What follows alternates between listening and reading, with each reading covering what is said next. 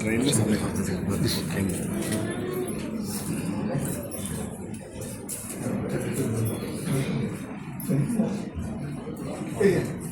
അപ്പൊ ഇങ്ങനെ ഓടി നടന്ന് സാക്ഷരത കൈവരുത്താൻ ശ്രമിച്ച ആളാണ് പണിക്കർ. അപ്പൊ വായനയിലൂടെ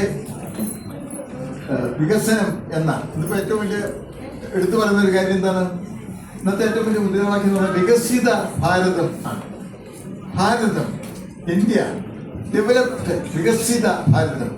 വികസിത ഭാരതം യാഥാർത്ഥ്യമാക്കുന്നതിന് സുരക്ഷിതമായ ബാല്യം ആവശ്യമാണെന്നാണ് ഇപ്പൊ പുതിയൊരു സ്ലോഗൻ ആയിട്ട് വന്നിരിക്കുന്നത്. സുരക്ഷിത ബാല്യം, വികസിത ഭാരതം എന്ന് വെച്ചാൽ കുട്ടികളെ മയക്കുമരുന്നുകളുടെ ഉപയോഗത്തിൽ നിന്ന്, അതുപോലെ സാമൂഹിക വിരുദ്ധ പ്രവർത്തനങ്ങളിൽ നിന്ന് മാറ്റി നിർത്തി നമ്മുടെ വിദ്യാലയങ്ങളെ ലഹരി മുക്തം ആക്കി സുരക്ഷിതരാക്കി മുമ്പോട്ട് കൊണ്ടുപോകുക എന്നുള്ളതാണ്. നിങ്ങൾ ആലോചിച്ചിട്ടുണ്ടോ എന്ന് എനിക്കറിയില്ല. അധ്യാപകൻ എന്നുള്ള നിലയ്ക്ക് ഞാൻ പറയാറുണ്ട്, എനിക്ക് എല്ലാവർക്കും അറിയാവുന്ന കാര്യം തന്നെയാണ്.